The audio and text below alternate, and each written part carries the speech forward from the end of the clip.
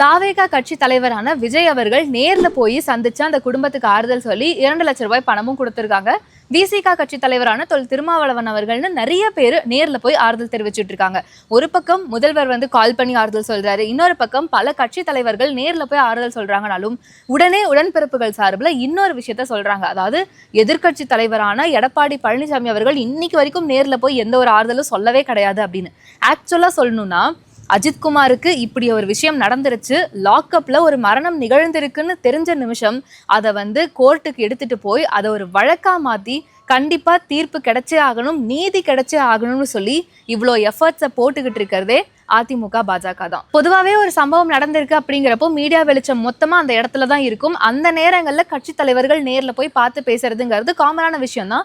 நேர்ல போய் ஆறுதல் சொல்றதும் ஒரு மரியாதை தர விஷயமா தான் இருக்கு. பட் இருந்தாலுமே இது எல்லாத்தையும் தாண்டி ஒரு லீகல் சப்போர்ட் கொடுக்கணும் அப்படிங்கிறதுக்காக வழக்கு தொடர்ந்து அதை கோர்ட்ல கொண்டு போய் நடத்திக்கிட்டு இருக்கிறது இப்ப வரைக்குமே அஜித்குமாருடைய கேஸை பொறுத்த வரைக்கும் செஞ்சுக்கிட்டு இருக்கிறது அதிமுக தான்.